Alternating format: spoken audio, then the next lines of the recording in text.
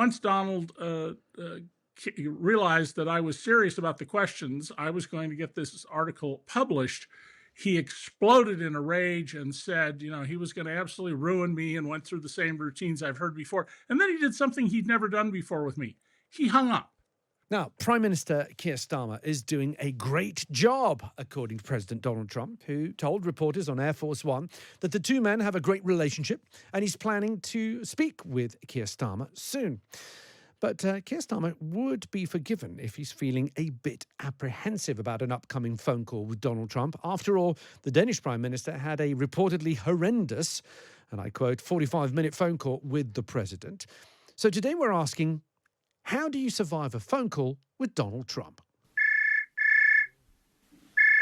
Mr. President, I'll turn it over to you. Okay, thank you very much. Hello, Brad and Ryan and everybody. We appreciate the time and the call.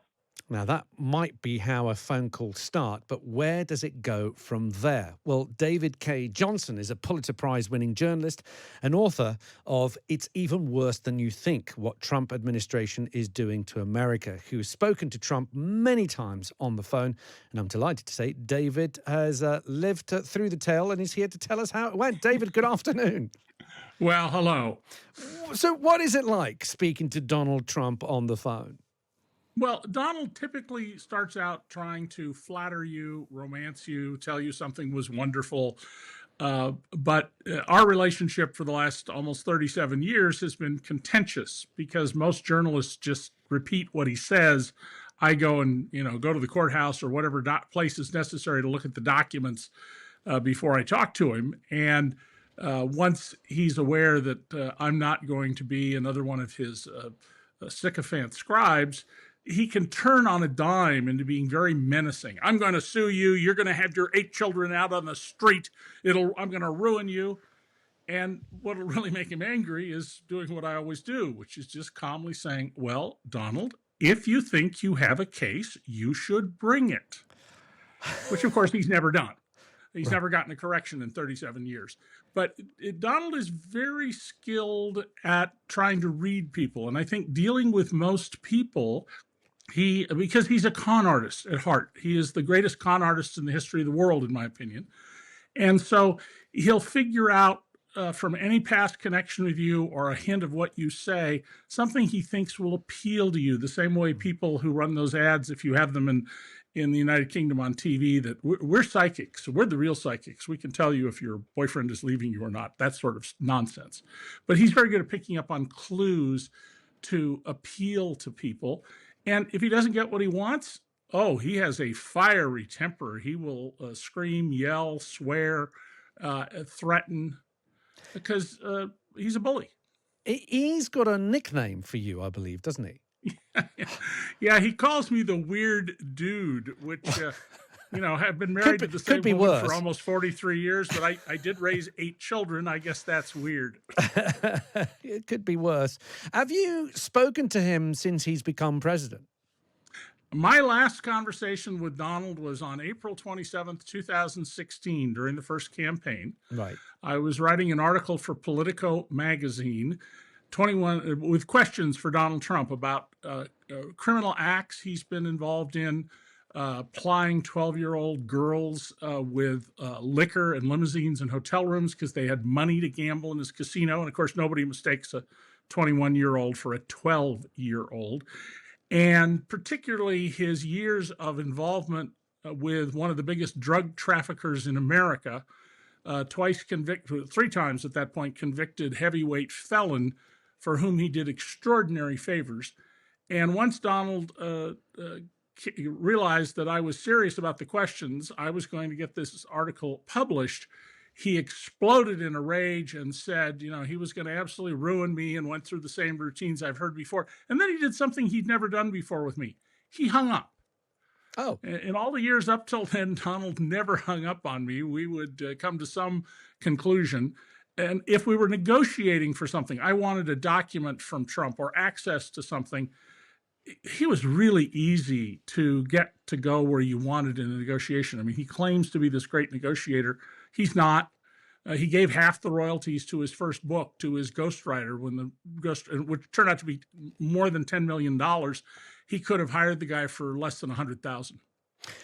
If you were going to be advising our Prime Minister, who's about to have a phone call with Donald Trump in the coming days, as we've been told, or indeed any head of state who is going to be speaking to Donald Trump on the phone, what bits of advice would you give them? No sign of weakness. You absolutely have to be very firm. I think of the Hugh Grant scene in Love Actually at the press conference where he stands up to Billy Bob Thornton playing the American president. Do not give any hint that you're cowed, you're afraid, you're concerned. Be resolute and stay perfectly calm.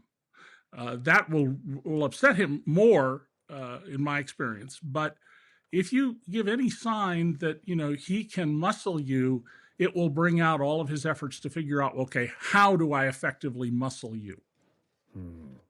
Now, you wrote a book before his first term, or just after he became president, the book was released. It's called It's Even Worse Than You Think, What the Trump Administration is Doing to America. What are you making of his second term so far? I know he's only been in there for a week, but he has, in that time, managed to uphold a ceasefire between Israel and Gaza. It's holding up so far. Long may it continue. He's also signed an unprecedented amount of executive orders, some of which have already been contested in courts. But how do you see his second administration? There's definitely a difference between the first week in the first time round and the first week in Trump 2.0. Well, first of all, that was the middle book in a trilogy on Donald. There was a book before he came to office that won an award as the political biography of the year in Britain. Anyway, Donald this time has a team of zealots who want to change America. They want to make America a white-dominated, white Christian nationalist society, and they're moving rapidly to do that.